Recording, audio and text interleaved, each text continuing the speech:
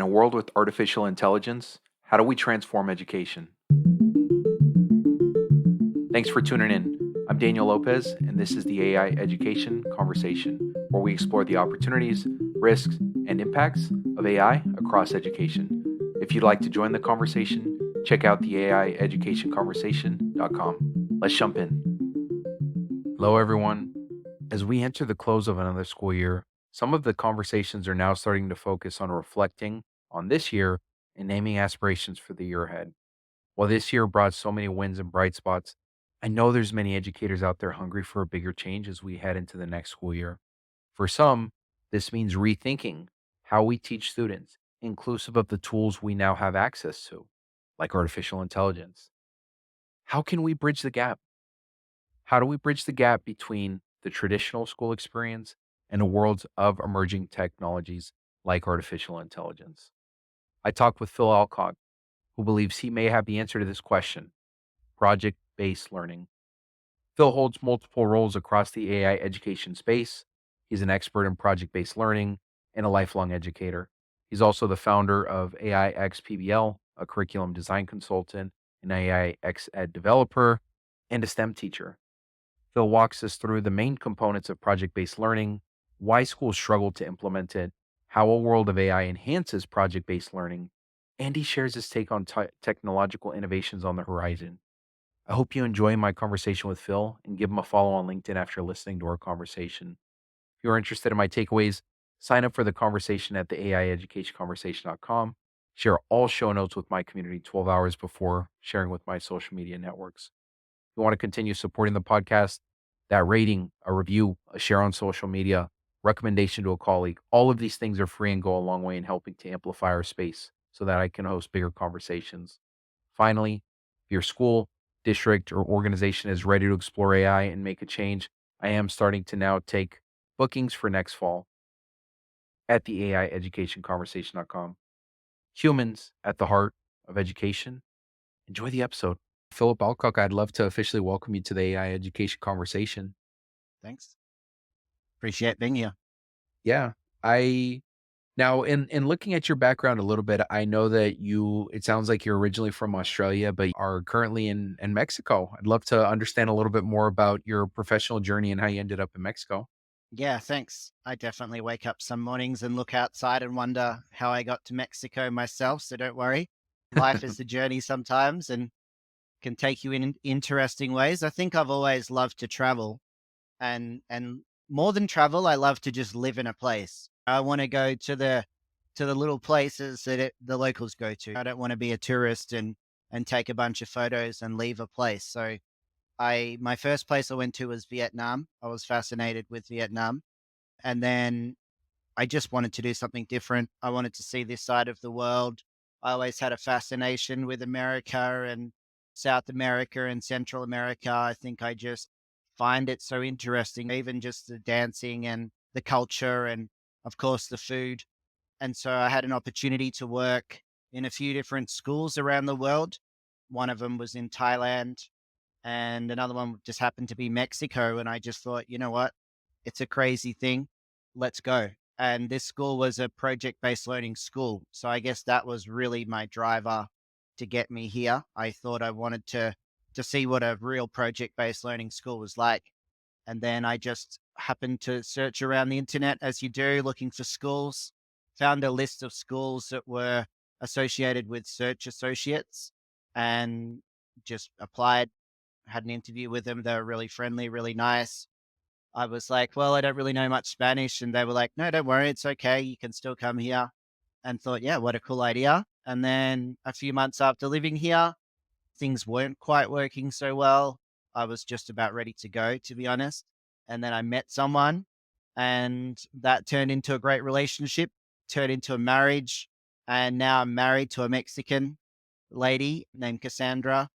And I live in Acapulco, down south of Mexico, right near the beach. So it's definitely given me a very interesting view of the world, but also I think it's just fascinating. It's an amazing place on so many levels that I really love the food and the culture and things like that. It's very different than Australia, really different. Obviously, it's far from home. There's a lot of things that I miss here, but I I really like just this opportunity that I have at the moment. I've taken a year off teaching, which is looking like it's going to be longer, to do this little project with artificial intelligence and project-based learning. I'm able to work online and learn online, which I'm very fortunate. So here I am in Mexico, in Acapulco, and definitely it's been a journey to get here, but it's a really interesting place. I feel that Mexico's, everyone sees the bad side of it, and it's definitely got some bad sides of it, but you miss a lot of the beauty and just the realization of the world isn't safety nets everywhere. The world can be pretty challenging, and for someone who's passionate about sustainability, I feel that there's so many questions and challenges that Mexico has that it definitely develops me as a person and as an educator to see. I always think, can my project based learning or can the things that I'm teaching help some of these schools here and help educators here? So it does keep me very humbled, just the things I see on a daily basis in Mexico. And I'm enjoying the journey here. I love that you're in Mexico right now. My roots are originally from Mexico as well. My dad lives there currently, and so I think to your point, for a lot of different places, there's the danger of that single story. I know as the famous author Chimamanda, I think she wrote the book Americana or something along those lines. She often would say is that danger of single story. Folks can often make conclusions about a place based on one thing they've heard and not really understand the full just canvas of all the richness that is created in a place. And so really exciting to hear about your journey since you've been there. I'm curious to hear more about project-based learning. So how did you get into that? Why is that your focus? Why are you so passionate about project-based learning? And what is project-based learning? Yeah, I guess I've always liked being an innovative educator. I started teaching as an ESL educator in Vietnam, and I always thought I wanted to make learning more interesting and more fun than just doing these worksheets. And that kind of led into different studies and different things. I really liked game based learning, which is like um, understanding the mechanics of video games, I guess, and seeing how that applies to education. I became a sustainability specialist. The previous teacher had left. They had a full time role to actually be a specialist. And I had to teach the whole school sustainability. And the initial discussions were, well, just do some recycling or something like that and just take them to the garden and things like that. And I wanted it to be more impactful. I thought, here I am with this responsibility of sustainability on my hands and I'm teaching and I wanted people to walk away and make a difference or learn how they can make a difference. That led to me kind of going, well, how am I going to do this? I see these kids once a week. The worksheets and videos just aren't engaging them. And then I just started to get into understanding what this project based learning was. I was following a guy called John Spencer, I think his name was. And I just started to, I don't know, started to see, well, this is an interesting way of learning. I started like anyone with project based learning. I just did a project about something fun and it just went completely chaotic and crazy. And I thought, well, maybe there's more to this. Maybe it's more than just a project. Maybe it's more than just a different way of learning. And I also saw so many educators just thinking I'm crazy. What are you doing this project learning stuff? It's a mess. You can't get the work from the kids. And I think with me, I'm very much, I thrive on that challenge. And I just started to see, well, maybe we can do this. And so I brought it. I went from a sustainability specialist. I left that job. I went and became a digital tech specialist in a totally different state that was quite low digital literacy in Northern Territory in Australia, right up the top, and thought to myself, well, what if I bring it to there? Can I do the same approach? Project learning, gold standard, make it fun. And again, it did. I had 100% engagement. I had kids that were normally like storm out of classrooms or throw chairs or crazy stuff. Some of these kids were pretty intense in this, especially in 1 year level, and they were all engaged. They were just like, wow, this guy's doing this really cool stuff.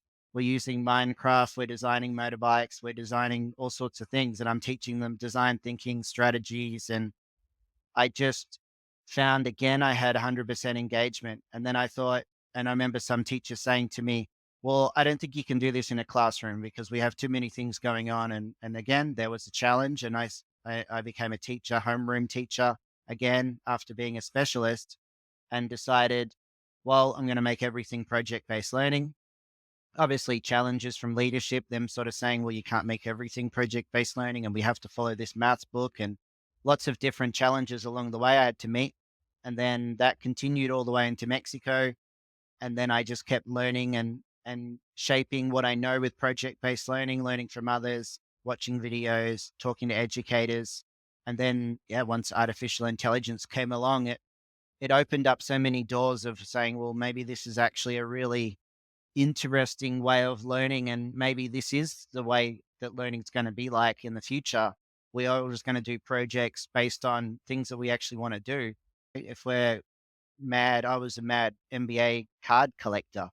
And if I could have done projects on MBA and done cool things about maths and statistics, life would have been incredibly interesting. I got very bored in schools. I could remember stuff and get it right and thought, what's the purpose? And it didn't challenge me. But with projects, I know from my experience of doing gifted learning and different things, I know that there's something you leave your mark on a project, and for that reason, it's personal.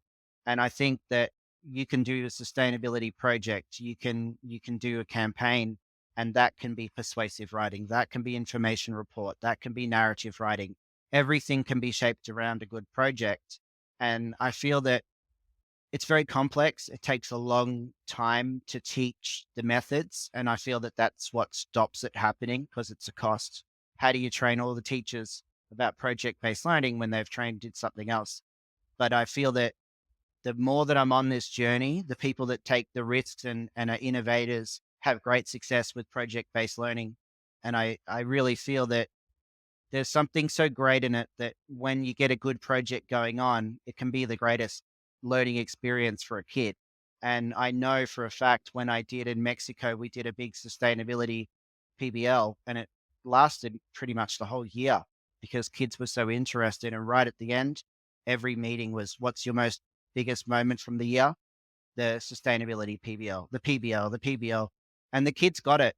Sometimes I feel that you argue and we can't do this and no, we can't do that. Schools have got so many no's that you just can't get through. But then you listen to the kids and they're like, we want to do projects, we want to research, we want to ask questions, we want to take it in different directions. We don't want to do an essay about this because it doesn't mean anything. We want to go and do something about sustainability or space or designing a rocket or having lots of fun. And then that shared knowledge as well is the other part that you can get each group in the classroom working on different things. And then essentially they all teach each other. In the end, you've created a community of people learning from each other. And I think traditional education can't do that because it just doesn't allow for creativity. It allows you to be creative within rubric constraints, and everything has to be marked with a rubric ultimately in a school. But with a project, you're going to get so many more achievements out of that. And I know for a fact this sustainability one I did in Mexico, I literally had parents being like, I've never seen my kids so interested in school. Now they feel like they've got this big challenge in life that they want to help solve Mexico's problems and things like that. And I think to myself, nothing else could have done that except for project-based learning. Yeah, to check my thinking a little bit on what you just said, when we talk about project-based learning, it sounds like you are seeing students feel very engaged by the experiences they're having going through that. And just so that we're on the same page about what that actually means, it seems like a lot of times project-based learning requires a project which would stem probably longer than 1 or 2 class periods, right? A project that you were engaging in over a longer period of time. It seems, as you said, it's usually grounded in a question or multiple questions, usually, or a problem. And one thing I'm observing too from some of the guides that I know you have on your website, which are really interesting. One that really stood out to me was this one you describe of like inventing an Olympic sport from an alien planet. And you describe how students can go through this experience of first thinking high level about what that mean, defining kind of the scope of their project, then working through some of the stages that many of us as adults would work through on project or tasks that we might have as adults, right? Things such as there's an exploration phase, there's a refining phase, there's an editing phase, right? And you're going through some of these pieces. And what I also see reflected in that is a high level of interdisciplinary learning, right? Being able to connect ideas from multiple different disciplines and not just relying on your foundation from English class or from math class, but really relying on all about the world to execute or solve this problem. Is there anything that I missed around like how you would define well project-based learning, what that is and what it means as you know it? Yeah, no, that's spot on. Exactly what you said.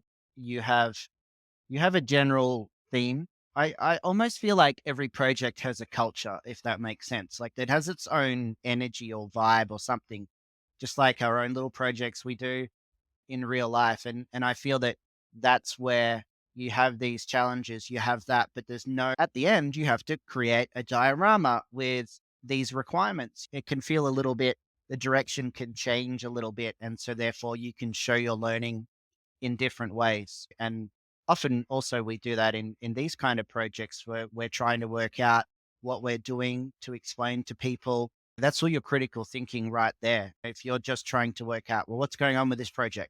Well, you just let it run for a couple of days and watch it go in different directions. And maybe it's failing. Maybe there's a really strong minded people that all want to control the project and it just fails. And you kind of watch it go in these really interesting directions. And then you see almost like this project evolved to be bigger than, there's your social emotional, and as you said with the multidisciplinary, it really is on great levels. We have to work with people in the real world, no matter what you do in what job, and you've also got to communicate your thoughts. And I feel that that's the great thing that you can capture in a project, is you can really see the thinking going on. It's, well, I tried all these things and this is happening.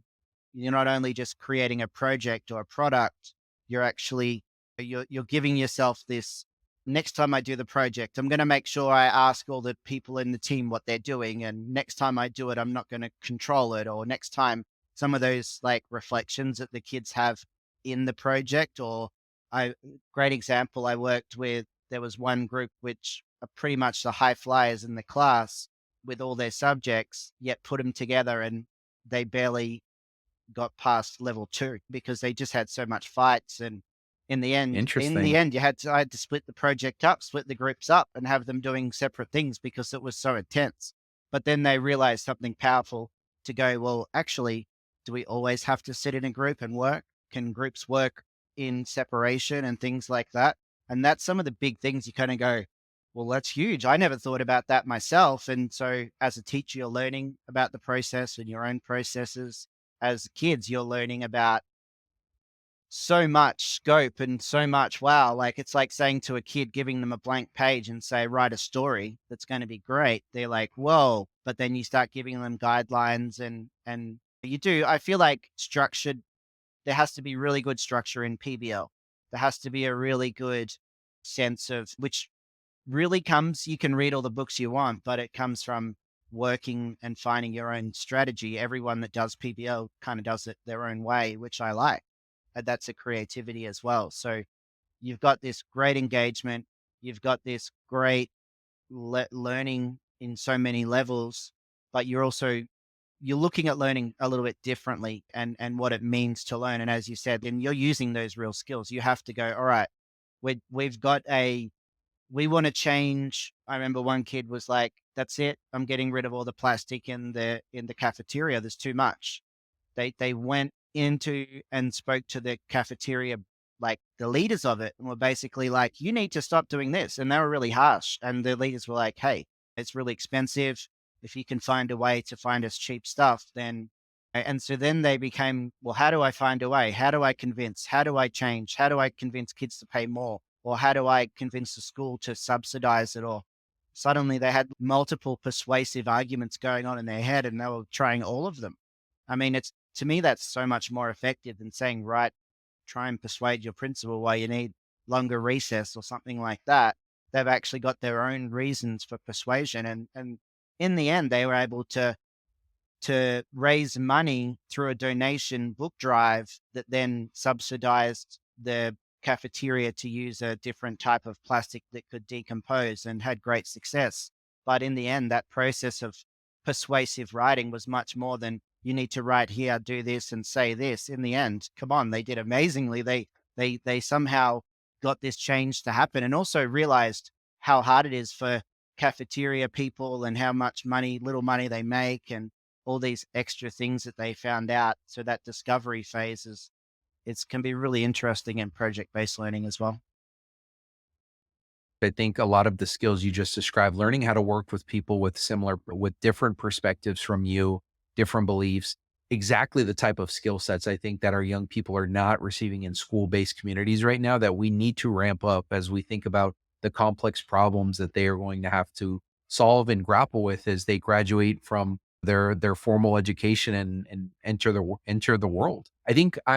I'd love to pull on this thread a little bit further and go back to something earlier you said, which is you said that in many ways there's an education phase that has to happen for teachers or for schools that ultimately decide to adopt a based learning experience. I'm curious, like, what does that entail? What are you noticing are some of the gaps that schools in the traditional sense that are really relying heavily on worksheets or assessments or hyper individualization for learning? How do they, what types of transitions or supports are required for them to be able to successfully implement some of the projects that you're talking about? Yeah, I think that's a great question. I have this conversation a lot with educators and leaders and things like that.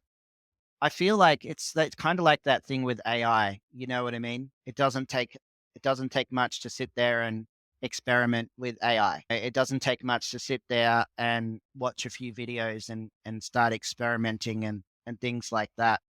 I feel that so many people have in their head, and teachers craft things. They know, all right, I'm going to teach this for a year. It's going to take them a long time to plan it in that first year. Maybe the second year, it's going to be a bit seamless. They've got a bit more time in their hands and things like that. I feel that to shift your mindset and to change from traditional education to the more project and problem based learning, the biggest challenge that I see is that people are afraid, and it's this weird kind of thing. I feel like find something you love, as you mentioned, the Alien Olympics. To me, that is for me fascinating. I love it. I could do 100 PBLs related to that. I love aliens. I love sport. I love connecting them together. I love the critical thinking behind what do we need to put an alien Olympics on Mars or something like that. And so I've often taken on my own project-based learning units that I like. Sustainability, I like. TED Talks and things like that. I like all that stuff. I watch it just for the sake of watching it. Anything that I do in PBL is what I'm interested in. And so for me, I think sometimes teachers can go into this thing of, well, you can't do that, Phil. It's, well, why? Why can't I do that? Well, we do it like this here, or no, the parents won't like it, or I've heard so many like people will stop themselves by that fear, and if they break through it, I remember a school that I work with, and they were very afraid about PBL. They were like, well, it was most of the discussion we had wasn't actually me teaching them, was me just reassuring them that don't worry, put it out there, parents will love it, go for it. No, I don't think that will happen. And so it was like, well, how can we make sure parents like it? How can we make sure the kids like it? How can we show that they're learning? How can we there's lots of these like questions. How do we the teachers don't think it's real because they're not sitting at the table memorizing stuff. And you're constantly getting stuck in this loop of trying to well, someone's going to not like what I'm doing, or someone's going to say that's rubbish, or someone's going to, your first project that you do, it might be a mess and the kids might not do the work. And they might have groups where one kid does all the work. And by the end of it, you don't know who's done anything. You're stressed because you can't work it out. You don't know what grades to give people. And so that situation can be scary. Parents are like, what's this rubbish projects that kids are doing about saving the local lake when they should be learning their four times tables or things like that. And lots of those discussions that I would even have with parents and people would be like, well, look at where this is what we're learning. If you sit down and show them, it's fine. And then that school was really surprised because they were like, the parents loved it. They had their school set up as like a dinosaur hunting zone where parents would find little clues and had little dinosaur footprints all around the place. Really simple to make, but look really cool. parents were like, this is the best thing I've ever seen in my life. We got the portfolios right. We got those kind of things. I feel that sometimes people think that project based learning can just be this massive, huge change of you're going to have to like wear a cool shirt and be like, "Hey, everyone, I'm your best friend. Let's work on this project together." And you're going to change your personality and those kind of things. I don't. I think a lot of it's down to just the belief of a teacher. You've got to have good classroom management. You got to know your kids. You've got to be. I feel like you got to be like a coach. You're not the guy or the girl standing in front telling everyone what look how great I am. I know all this stuff. You're actually almost being vulnerable, saying, I don't know these things, but we'll find them out together. I feel that a lot of the challenges come down to just that self talk. And it's very hard because you've got to shift this whole wait, how do people do exams? How do you give people grades? If you've got a parent angry at their kid getting a D, how do you say to them, well, this is what an A is? And that's some of the biggest challenges, but you can still use normal assessments. You can still use normal diagnostic testing in PBL. It's just that your major product and major focus isn't on them fixing their writing and making sure their introduction's better so they can get a higher grade, so they can get a B instead of a C. You're actually developing a whole range of different skills. In the end, I feel that it really just comes down to your passion. It's based on the passion and the interest of the person driving it. So much of what you just said resonates. I think the piece, especially about it's less learning, but it's more unlearning that you're really navigating and that change management really strikes a chord because in so many ways, when I hear you talk about project-based learning and what it is at its optimal level, it's really something that solves some of the biggest problems of education today. The biggest problem really being kids don't like to be in school. They don't like to learn because learning is boring and it's not authentic and it's not fun and it's not engaging and it solves that problem. But it comes at the expense of some of the things that we say we're valuing currently in education, things such as consistent and very transparent and predictable grading systems, or assessments that look a very specific way, or knowledge based learning.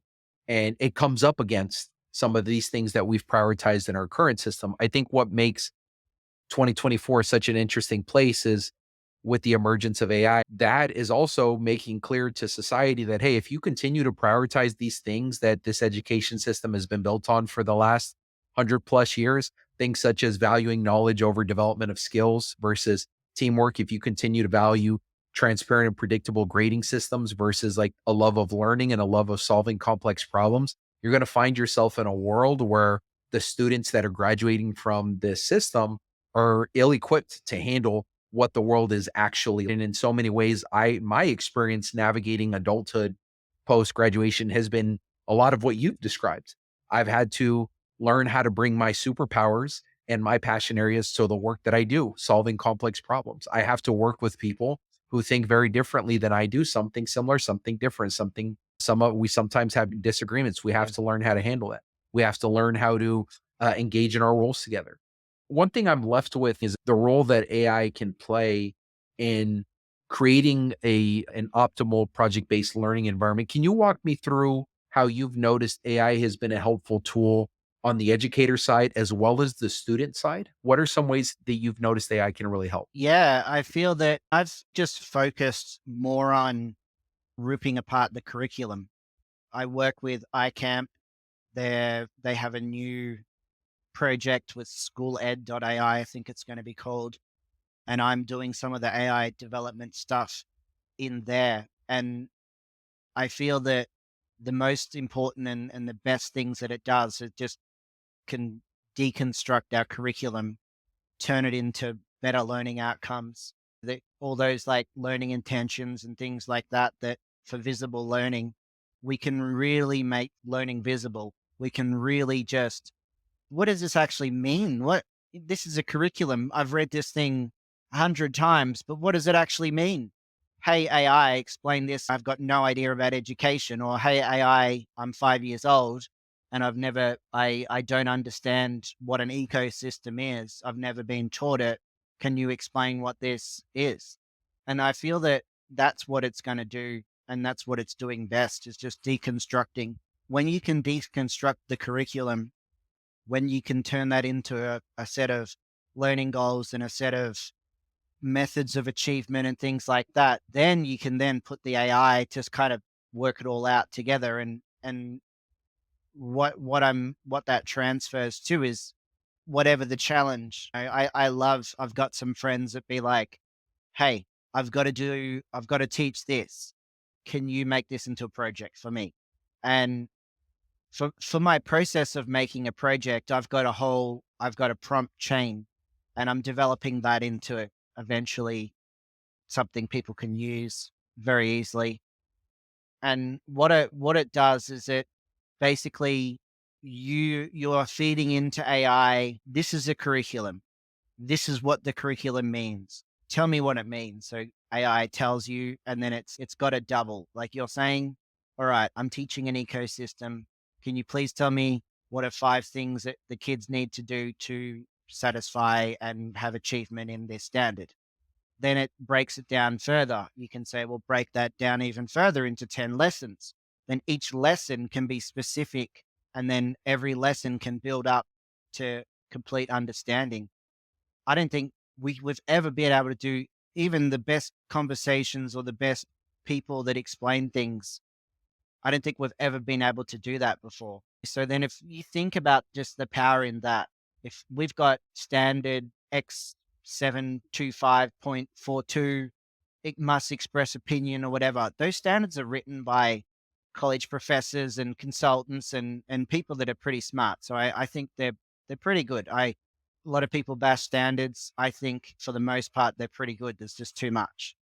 But then if you can start to go, well, all right, we've got all these standards. Here's a project. Can we connect them together? It's connecting these strange things. So one great project I'm doing, a kid hated their geography class in middle school, and the teachers, what do I do? How do I teach this kid? Can we create something for them about motorbikes? Suddenly they've got this mega amazing project about motorbikes, and this is all from AI. This was from Google Gemini that I used. I find that's got a great creative side.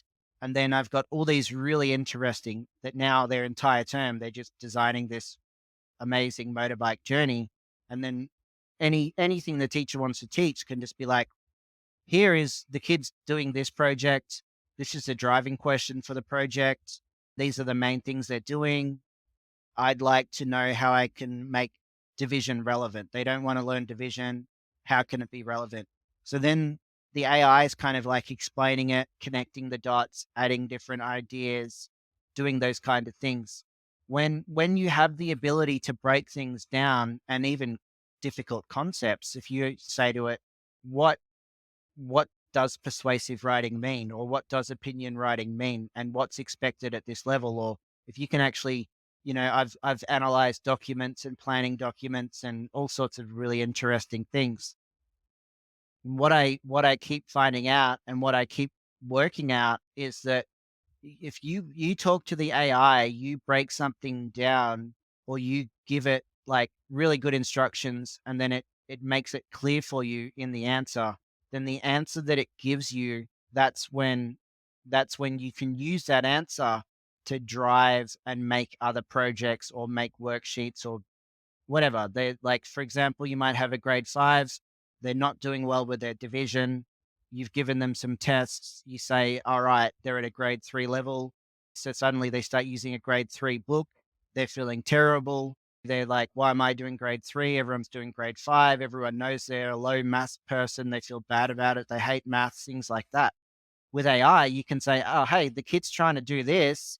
They're trying to add like this. What year level is that? Or what misconception? And if you can break down a curriculum and then you go, well, what happened in grade 2? Well, they didn't like the teacher. They didn't like maths. They're really strict if they got it wrong. So they kind of missed a year. And then you can find the misconceptions, and then you can teach to that misconception without having to give that kid a grade 3 book and making them feel terrible for the rest of the year. And suddenly I know what I found out in just my short time teaching with AI is that the more that you can just work with the student, work with the parent, I would do that. I remember this kid said, I said to this kid, all right, we're going to make a plan for you with AI. The kid was not attending school very much, had a lot of anxiety about maths, a lot of problems.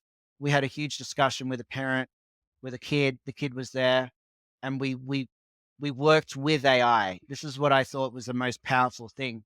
And the kids, well, you know what? If you can help me fix my anxiety, if I can get up in front of that class without feeling like I'm going to cry or actually just crying and not even talking, if you can make me that, I'll do whatever this math stuff is that you want me to do. I don't care. I don't like math. Mum's too serious about it, but I'll do it. If you can help me with my goal, my personal goal. So then again, I was like, well, let's just ask AI. I didn't put any names in or anything. I was like, hey, this is a student. They have a lot of anxiety. What's your main problem? Well, when I stand up, everyone's looking at me. What are some strategies they can help?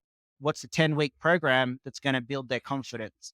And straight away, AI came out with they should join a club and do some activities with other people where they've got to speak to new people and they maybe try and one of the ideas was to have a little fun fact. And anyway, and just to teach something to people that you're passionate about. That's where the student went, all right. So this student's an amazing drawer, like incredible artist. And well, no doubt, I don't want to say people are going to be famous, but this person's going to be famous because it's such a unique style and the characters she creates so much in her mind. But AI helped with some strategies. I wouldn't say we had to check it. We were very like, we're going to check it with the websites and things like that to make sure that's real. So we had to do that.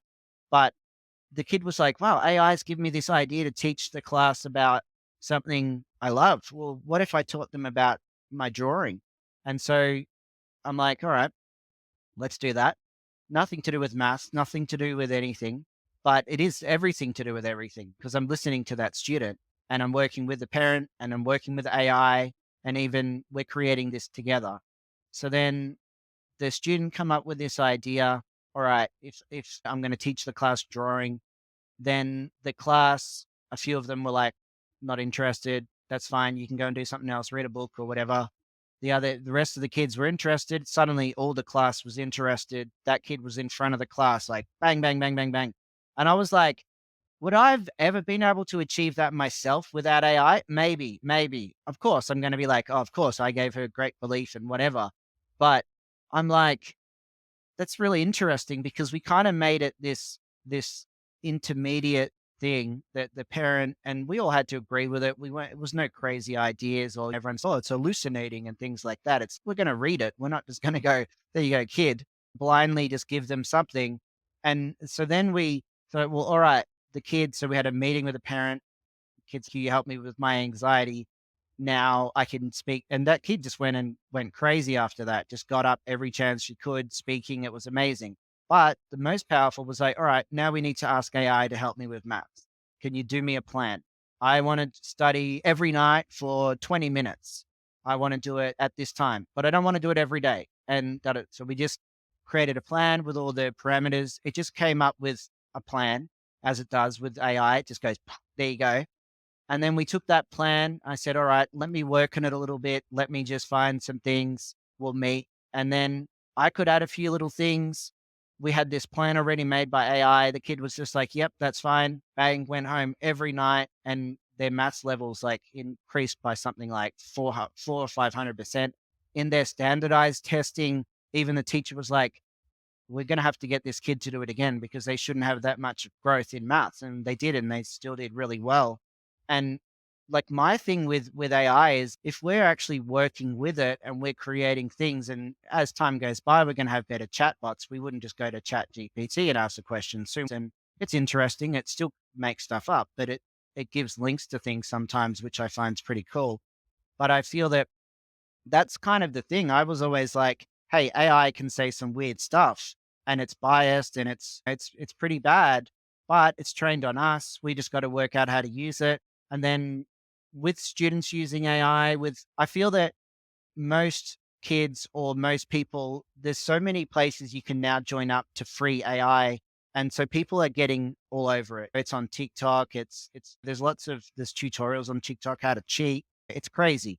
And I feel that kids are already learning about it, but they're often afraid of it because we're all putting this like terrible news on how bad AI is. And oh my goodness, look at this picture that it made.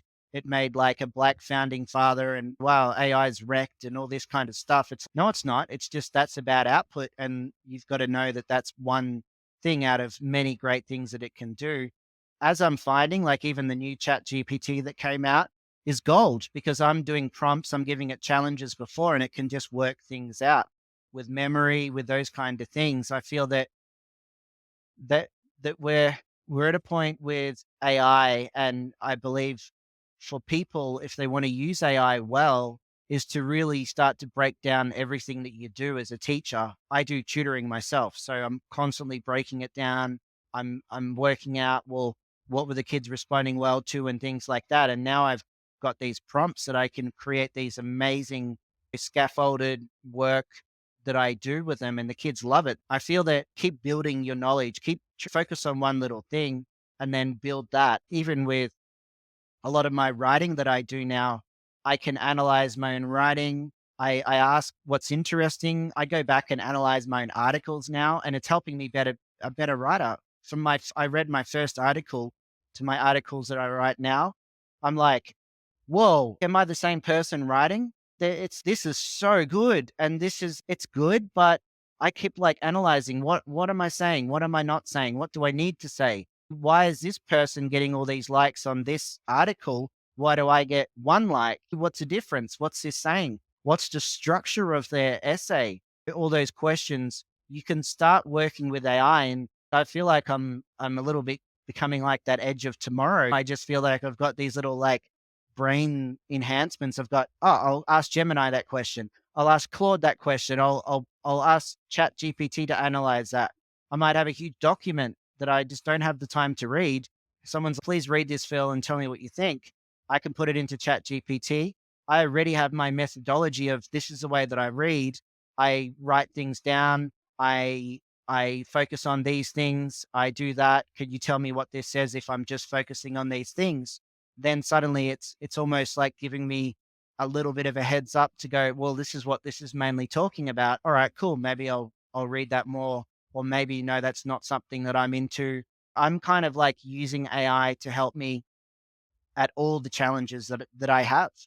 And that's everything from writing a lesson to thinking about, well, how can I plan for a school? How can parents be involved in planning? Like some of the crazy ideas that I have. I have an idea that parents, students, and teachers all sit together and plan the year out for the kid. And it's to me, it sounds amazing. The parents already know what you're doing. They're not like, what did you do today? You know what they're doing because you planned it. You also take on a role of being a teacher, go to AI, ask it some questions, and then sit down with your kid and then find out some things that you find interesting in it. And maybe you're going to have that shared experience of learning. And that's where I feel that we start really looking at the challenges. And I know that it's happening already. I know that there's some challenges with AI. It doesn't level books correctly. It doesn't do all those things. But look at some of those challenges and see if maybe you can create a chatbot or you can create something that works. And then that's kind of like that's where AI is. I would not be able to do what I do now. I have 5 different projects going on. I work with iCamp, I do AI development, I do instructional design, I am writing a book. I'm like, there's no way I would be able to keep up with myself without AI. And I also understand prompting better. So it's like a double win.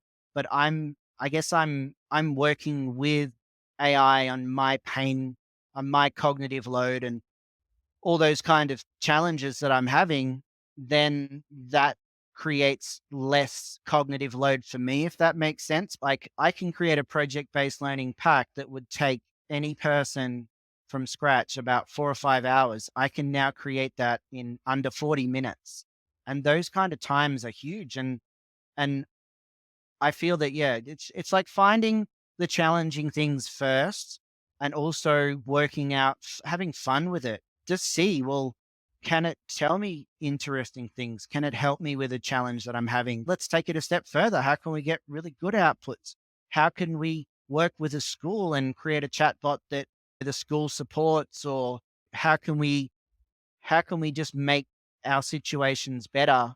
And yeah, I love it for that. I feel that that's my biggest thing. It's a very long answer again. I'm sorry, but it is my biggest thing is to really to just find your challenges and pains and just see if AI can work this out, and can just writing it down as a process, can that help you as well? Because you're like, well, actually, this is a complicated process, what I'm doing.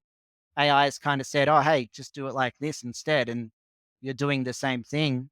It's worth trying. And then you just kind of build your own understanding.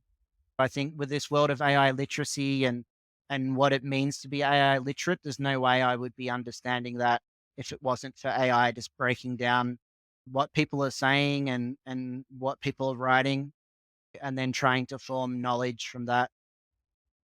Yeah, it's so fascinating to hear you walk us through those layers that you just shared because I think in so many ways a concept I've been grappling with in the last few months is I now believe that this decade is really gonna be the dawn of superhumans, and I think that's the case because of this technology, and we're gonna have a lot of intelligent individuals who leverage the capabilities of artificial intelligence to build their equivalent Exactly. of Iron Man suits, right? Where they're able to use technology to augment their strengths and mitigate their weaknesses to solve problems, and it's so fascinating to hear you walk through those many use cases because it sounds like you've already built your suit in so many ways, and I think you're also one of the first people I've really talked to who've you provided, I think, 4 different, anecdotes there of real ways that you leveraged artificial intelligence or colleagues in your building did that actually created a direct student impact, not just was an idea or seemed like a good thing, but no, you actually saw a quantifiable impact in the way that it supported student, and I think you're absolutely right that use in and it's these are in so many ways revolutionary use cases, but the fact now that you could just do it at such an exponential speed, what makes it transformational, right? Things such as tailoring your messages across parents, educators, students, things such as scaffolding, as you described. And I think what I'm also holding on to and something that it so much excites me about the way that you're grappling with this is I've also had this belief that AI can transform education. And I think a lot of the folks who have been resistant about why I think they're in so many ways, they're still operating with these handcuffs of trying to build it into the system. And I heard you in so many ways think beyond the handcuffs and the boxes that we put us in, what the system looks like. I think the example you provided of having the parent and the teacher and the student sit down and co-create the year for the student together feels like an example of this, right? Where we're flipping the table completely and saying with the technology we have now, with the way that we can very quickly develop experiences and curriculum to promote authenticity, to promote skills-based learning, let's flip the script. And I just really appreciate you walking through some of those. I know that and looking at your newsletter, because I know as you described, you're so prolific. You are building these project plans, you are working with multiple companies, you're an educator, you're doing all of these things. And one thing that also stood out to me is I know that you write about artificial intelligence a lot. I think you think about it just as I do with this podcast. You're thinking about this a lot. I'm curious as you think about stories in the world right now, either that you've written about in your newsletter, things you're grappling with, as you think about artificial intelligence and education or the development of artificial intelligence, like what are some of the headlines you're grappling Yeah, with or thinking about I right think now? I went to a conference, edu I actually went to 2 conferences, ED3 DAO and a Edu Metaverse. So there's a Metaverse one, and there was a conference that was done in the Metaverse. And I think that's my biggest thing now, is to kind of go, this is huge. This world of, why is no one talking about Metaverse? And I know people have, and I know I don't know, it's been there. People think you need VR goggles and make it all complicated. But to me, that's the biggest thing that's happening in the world of AI, because now, like what I'm like hearing about that world, they're starting to create, they can now model things with AI. You can say, here's an idea, and you imagine it. If you think you're at that point where like you could design a house, an architectural house, put it into AI, and then it'll go "Pop," and make it for you, and then you can go and look around and things like that. I feel that what Do you mean it when you say that, do you mean in the context of a video game or you mean as a digital printer, like our ability to be able to conceptualize things and then Yeah, manifest them in the I think physical world? on multiple levels, I think that's where the metaverse gets really interesting, because it's like you're in the world, you can create something, and then like from your thoughts, then you can create that. So, for example, I've got an idea for a sustainable house, and you can do it in Minecraft, for example. You build the things, well, this is a solar panel, this is the whatever, and that. And that's cool. A great way of learning. I love it. I love Minecraft education for that reason. It's like immersive learning. But then now what you can do is you can go in and then you can create. So this is my world. My world, let's say I'm creating a story and I want to have a castle and I want to have this and I want to have that.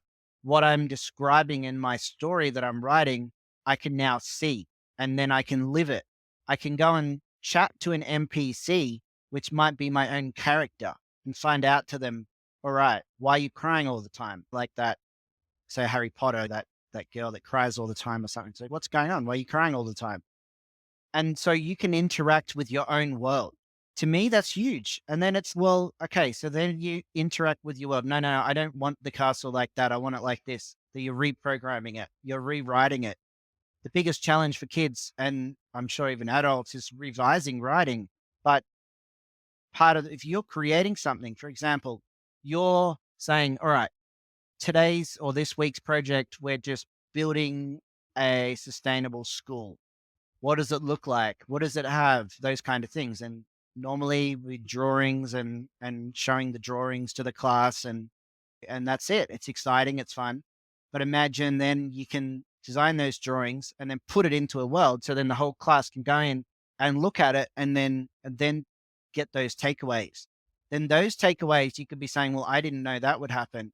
Well, I made this and I thought it was a great idea, but when we're inside of it, this thing's huge and I need to make that smaller. I need to make these adjustments. Or I've realized that we created the swimming pool next to this other place or whatever it might be, then you're going back, recreating, and then you can have those enhancements in the metaverse world. Another thing might be, let's say you're doing design. Let's say you're trying to design water filtration is a big challenge in the world. You want drinking water in everywhere in the world. So you can do all your designs and then they can then be put in the metaverse and they're captured then. So then the next lot of kids that come in, even from another side of the world, might come in and see all these projects and go, now I'm inspired by this idea this kid's doing. They're using sticks, they're using stones. I've seen on another thing where someone can put a bit of mesh and then that creates a pocket and then blah, blah, blah, blah, blah. And then they go and recreate. And then you're showing like an involvement of learning.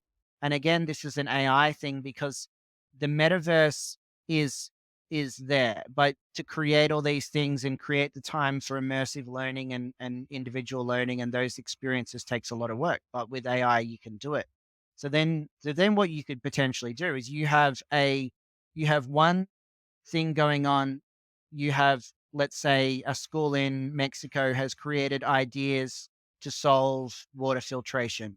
Then another school in India has come in, looked at all those ideas, got inspired, and said, look at all the amazing work these kids are doing. We also have to cover these standards. So we want it connected with the standards.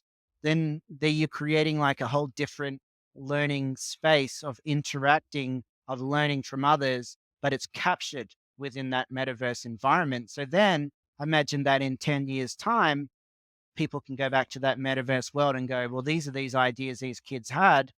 They've maybe you're going to get those times where you'll have people capturing those. And then even that person can go back after a year and go, that's right. I did that.